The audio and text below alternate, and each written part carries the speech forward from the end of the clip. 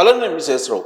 భారత్లో petrol diesel తగ్గబోతున్నాయా అని అంటే అంతర్జాతీయంగా మారుతున్నటువంటి పరిస్థితుల దృష్ట్యా ఖచ్చితంగా పెట్రోల్ డీజిల్ తగ్గేటువంటి అవకాశాలు ఉన్నాయి. ఇన్ కేస్ ప్రభుత్వం లాభాలు వద్దనుకుంటే. As of now crude oil రేట్లు అలాగే మనకు అందిస్తున్నటువంటి పెట్రోల్ డీజిల్ ధరలు కంపేర్ చేస్తే కనుక రాబోయేటువంటి రోజుల్లో క్రూడ్ ఆయిల్ రేటు తగ్గేటువంటి అవకాశం ఉంది. తదనుగుణంగా కనుక మనకి తగ్గిస్తే భారత ప్రభుత్వం డెఫినెట్గా మనకి కనీసం లీటర్కి 10 రూపాయలు తగ్గేటువంటి అవకాశం ఉంది ధర. ఎందుకు తగ్గుతుంది? అంతర్జాతీయ పరిణామాల్లో వచ్చినటువంటి మార్పులు ఏంటంటే, వెనుజువేలాలో ఓఎన్జీసీ ఒక కంపెనీలో పెట్టుబడులు పెట్టింది. దాదాపు 40% పెట్టుబడులు మనకి అక్కడ ఉండే 40% వాటా ఉంది ఒక కంపెనీలో. ఇప్పుడు వెనుజువేలాని అమెరికా స్వాధీనం చేసుకోబోతుంది. స్వాధీనం చేసుకోపోయినప్పటికీ అమెరికా ఆధ్వర్యంలోనే వెనుజువేలాకు సంబంధించిన మొత్తం వ్యవహారం నడవబోతుంది. అక్కడ ఉన్నటువంటి ఆయిల్ కంపెనీల నుంచి అమెరికా ఆయిల్ని తీసి వేరే దేశాలకి అమ్మేటువంటి ప్రయత్నం చేస్తుంది. ఆ సందర్భంగా ఆల్రెడీ భారతదేశానికి ఒక ఆయిల్ కంపెనీలో 40% వాటా ఉంది కాబట్టి ఆ క్రూడు మనకు వచ్చే అవకాశం ఉంది. దాన్ని రిఫైన్ చేసి మన దేశంలో ఉండేటువంటి వినియోగదారులకు అందించవచ్చు. పైగా ఓఎన్జీసీ కేంద్ర ప్రభుత్వ రంగ సంస్థ, అదేది రిలయన్స్ లాంటి కంపెనీ కాదు, ప్రభుత్వ రంగ సంస్థ ఆధీనంలోనే 40% పెట్టుబడులతోటి కంపెనీ ఉంది అక్కడ. కాబట్టి ఖచ్చితంగా మనకు రేట్లు తగ్గించడం అవకాశం ఉంది అని చెప్పి ఇప్పుడు ఆయిల్ వర్గాల్లో జరుగుతున్నటువంటి చర్చ, అలాగే రాజకీయ వర్గాల్లో కూడా జరుగుతున్నటువంటి చర్చ. గ్రీన్ ఫీల్డ్ని ఆక్రమించుకోవడానికి అమెరికా ప్రయత్నం చేస్తుంది. అమెరికా ఉపాధ్యక్షుడు జేడీ వాన్స్ కూడా ఏం చెప్పారనంటే, గ్రీన్ ఫీల్డ్ ఖచ్చితంగా మాదే. గ్రీన్ ఫీల్డ్లో ఉండేటువంటి ప్రజలకు $1,00,000 నుంచి $5 లక్షల ఆఫర్ ఇచ్చేశారు. ఆ ప్రజలను తమ వైపు తిప్పుకునేటువంటి ప్రయత్నం చేస్తూ ఉన్నారు. ఒకవేళ అక్కడ ఉన్నటువంటి ప్రజలు సహకరించకపోతే సైనిక చర్యకు కూడా దిగుతాము అని చెప్పి అమెరికా హెచ్చరిస్తూ ఉంది. ఇలాంటి పరిస్థితుల నడుమ వెనుజువేలా ఖచ్చితంగా అక్కడ ఉండేటువంటి ఆయిల్ కంపెనీలు ఇవన్నీ కూడా రవాణా కావడానికి ఈజీ మార్గం ఏర్పడుతుంది. ప్లస్ గ్రీన్లాండ్కి సంబంధించి సెక్యూరిటీ కావాలి, అందుకే మేము గ్రీన్లాండ్ని ఓన్ చేసుకుంటామని అమెరికా చెప్తుంది. ఇలా అంతర్జాతీయంగా నెలకొన్న పరిస్థితుల దృష్ట్యా రష్యాకి ఆయిల్ సప్లైని అక్కడి నుంచి తగ్గించడానికి ప్రయత్నం చేస్తున్నారు. ఇప్పుడు భారతదేశం రష్యా నుంచి ఎక్కువగా ఆయిల్ ఇంపోర్ట్ చేసుకుంటుంది, దిగుమతి చేసుకుంటుంది. అది అమెరికాకి ఇష్టం లేదు. అందుకే 500% దిగుమతి సుంకాలను విధించడానికి అమెరికా సిద్ధపడింది మన మీద. రష్యా నుంచి మీరు ఆయిల్ కొనుగోలు చేయండి అని చెప్పి ఒత్తిడి పెడుతుంది. కానీ అంతర్జాతీయ మార్కెట్లో మనకి రష్యాలో తక్కువ వస్తుంది కాబట్టి క్రూడ్ ఆయిల్ అది కొనుగోలు చేయడానికి భారత ప్రభుత్వం కంటిన్యూ చేస్తుంది. అంతకంటే తక్కువ కనుక వెనుజులా నుంచి మనం కనుక ఆయిల్ అమెరికా అమ్మగలిగితే రష్యాని కాదని వెనుజువేలా నుంచి మనం ఆయిల్ని తీసుకునే అవకాశం ఉంది. కాబట్టి వెనుజువేలా నుంచి ఆయిల్ ఇస్తేనే భారతదేశం రష్యా నుంచి ఆయిల్ దిగుమతులు తగ్గించుకునే అవకాశం ఉంది. ఈ విషయం ట్రంప్కి తెలుసు. అందుకే ట్రంప్ వెనుజువేలా నుంచి భారతదేశానికి తక్కువగా క్రూడ్ ఆయిల్ ఇప్పించేటువంటి ప్రయత్నం చేస్తాడు. కారణం, రష్యాని అడ్డుకోవాలి. రష్యా ఉక్రెయిన్ మధ్య వార్ జరుగుతుంది. ఈ క్రమంలో రష్యా మీద ఆంక్షలు పెట్టింది. ఈ ఆంక్షలు పూర్తిస్థాయిలో నెరవేరాలంటే రష్యా నుంచి ఆయిల్ దిగుమతులు ఆపాలి. ప్రధానంగా భారతదేశం ఎక్కువ ఆయిల్ని దిగుమతి చేసుకుంటుంది.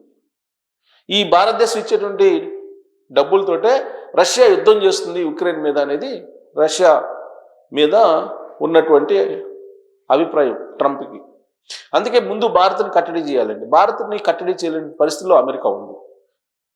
మరి ప్రత్యామ్నాయం ఏంటి? రష్యా ఇచ్చేటువంటి క్రూడ్ ఆయిల్ ధర కంటే తక్కువ ధరకు క్రూడ్ ఆయిల్ కనుక వెనుజువేలా నుంచి పెంచగలిగితే ఆటోమేటిక్గా రష్యా నుంచి దిగుమతి తగ్గిపోయేటువంటి అవకాశం ఉంది. అందుకే ఇప్పుడు మనకి రాబోయే రోజుల్లో క్రూడ్ ఆయిల్ తక్కువ రేటుకి అంతర్జాతీయ మార్కెట్లో వచ్చే అవకాశం ఉంది.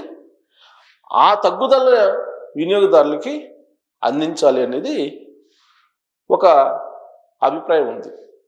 అయితే తగ్గిస్తారా లేదనేది ముందు వెనుజువేలా నుంచి వచ్చిన తర్వాత నిర్ణయం తీసుకుంటారు. మామూలుగా అయితే జిఎస్టీ పరిధిలోకి వచ్చినా కానీ డీజిల్ పెట్రోల్ రేట్లు తగ్గుతాయి. కానీ జిఎస్టీ పరిధిలోకి తీసుకురావట్లా. అనేకమైనటువంటి నిత్యావసర వస్తువుల్ని జిఎస్టీ పరిధిలోకి తీసుకొచ్చింది. పైగా 4 స్లాబ్లు ఉన్నటువంటి జిఎస్టీని 2 స్లాబ్లకి మార్చింది. ఇంత జరుగుతున్నప్పటికీ కూడా జిఎస్టీకి సంబంధించి జిఎస్టీ పరిధిలోకి ఆయిల్ని తీసుకురావట్లా, డీజిల్ పెట్రోల్ని వినియోగదారులు డిమాండ్ చేస్తున్నారు. కానీ కేంద్ర రాష్ట్ర ప్రభుత్వాలు ఒప్పుకోవట్లేదు. కేంద్ర ప్రభుత్వం కంటే కూడా రాష్ట్ర ప్రభుత్వం ఒప్పుకోవట్లేదు. ఎందుకంటే డీజిల్ పెట్రోల్ నిత్యావసర వస్తువు కాబట్టి దాన్ని వినియోగిస్తారు కాబట్టి దాని ద్వారా వచ్చేటువంటి ట్యాక్స్లు రాష్ట్రానికి ఎక్కువగా వస్తున్నాయి. ఆ కారణం చేత రాష్ట్రాలు కూడా ఒప్పుకోవట్లేదు జిఎస్టీ పరిధిలోకి పెట్రోల్ డీజిల్ తీసుకురావడానికి. కనీసం అంతర్జాతీయ మార్కెట్లో క్రూడ్ ఆయిల్ తగ్గినప్పుడు అన్నా కానీ డీజిల్ పెట్రోల్ ధరలు తగ్గించకపోతే ప్రజల నుంచి వ్యతిరేకత వస్తుంది. అందుకే వెనిజువేలా నుంచి క్రూడ్ ఆయిల్ వచ్చింది అని తెలియగానే ప్రజల నుంచి ఖచ్చితంగా తక్కువ ధరకు డీజిల్ పెట్రోల్ ఇవ్వాలి అనేటువంటి ఒక బలమైనటువంటి అభిప్రాయం ఏర్పడుతుంది. అప్పుడు ప్రభుత్వం మీద కూడా ఒత్తిడి వచ్చేటువంటి అవకాశం ఉంది. ఆ ఒత్తిడి వచ్చేంత వరకు కాకుండా కేంద్ర ప్రభుత్వం మరి ధరలు తగ్గిస్తుందా అని అంటే ఈసారి ఖచ్చితంగా తగ్గించే అవకాశం ఉందని చెప్పి అంటున్నారు. ఇంతకీ వెనిజువేలాలో ఏం జరుగుతుంది, అసలు పెట్రోల్ డీజిల్ ఎంత ఉంది, మన వాటా ఎంత, ఏ కంపెనీలో ఉంది అనే దాని మీద మనం రిపోర్ట్ చూద్దాం. ఆ రిపోర్ట్ చూస్తే మనకి క్లారిటీ వస్తుంది. భారత్కు వెనిజువేలా చమురు అమ్మడానికి సిద్ధంగా ఉన్న అమెరికా మళ్ళీ వెనిజువేలా క్రూడ్ ఆయిల్ మార్కెట్లోకి వస్తే ధరలు తగ్గే ఛాన్స్. రష్యా నుంచి భారత్ పెద్ద ఎత్తున చమురు కొనడంపై కినుకుగా ఉన్న అమెరికా దానికి బదులుగా వెనిజువేలా నుంచి చమురు కొనడాన్ని అనుమతించేందుకు సిద్ధమవుతుంది. వెనిజువేలా చమురును కొనేందుకు భారత్ను అనుమతిస్తారా అనే ప్రశ్నకు ట్రంప్ పాలనా యంత్రాంగంలోని అధికారి ఒకరు సానుకూలంగా స్పందించారు. సో కాబట్టి త్వరలోనే మనకి వెనిజువేలా ఆయిల్ వచ్చే అవకాశం ఉంది. వెనిజువేలా చమురును కొనేందుకు భారత్ను అనుమతిస్తారనే ప్రశ్నకు ట్రంప్ పాలనా యంత్రాంగంలోని ఒక అధికారి సానుకూలంగా స్పందించారు. ప్రపంచంలోని అన్ని దేశాలకు వెనిజువేలా చమురును అమ్ముతామంటూ యుఎస్ ఇంధన మంత్రి క్రిస్టోఫర్ రైట్ చేసిన వ్యాఖ్యలను ఆయన గుర్తు చేశారు. నిజానికి 2017-20 నడుమ వెనిజువేలా నుంచి పెద్ద ఎత్తున చమురును కొనే టాప్ 6 దేశాల్లో భారత్ ఒకటి. 2018లో మన దేశ చమురు అవసరాల్లో 5-7% మేర వెనిజువేలా చమురే తీర్చేది అప్పట్లో 2018 వరకు. ఇండియాలోని కాంప్లెక్స్ రిఫైనరీలు అంటే హెచ్వి ఆయిల్ను ప్రాసెస్ చేయడానికి ప్రత్యేకంగా ఏర్పాటు చేసినాయి. ఆ దేశ హెవీ క్రూడ్ ఆయిల్ను దిగుమతి చేసుకునేవి. అప్పట్లో ఇండియా ఆ దేశం నుంచి రోజుకి సగటున 3 లక్షల బ్యారెళ్ల ముడి చమురును కొనుగోలు చేసేది. 2022 తర్వాత అమెరికా ఆంక్షలతో కొనుగోళ్లను భారీగా తగ్గించేసింది. అంటే వెనిజువేలా మీద కూడా ఆంక్షలు పెట్టింది. ఇప్పుడు రష్యా మీద ఏదైతే పెట్టిందో వెనిజువేలా మీద కూడా పెట్టింది. దాంతో 22 నుంచి ఆగిపోయింది. 22 తర్వాత అమెరికా ఆంక్షలతో కొనుగోళ్లను భారీగా తగ్గించేసింది. అదే సమయంలో రష్యా నుంచి రాయితీ ధరలకు చమురు వస్తుండటంతో ఆ దేశం నుంచి పెద్ద ఎత్తున కొనుగోలు చేయడం ప్రారంభించింది. కానీ ట్రంప్ అమెరికా అధ్యక్షుడిగా పగ్గాలు చేపట్టాక పరిస్థితి మారింది.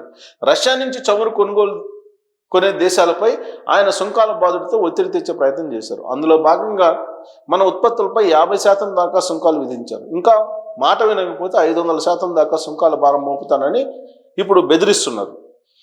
ఇరు దేశాల మధ్య వాణిజ్య ఒప్పందం ఖరారు కావడానికి కూడా ఇదో పెద్ద అడ్డంకిగా మారింది.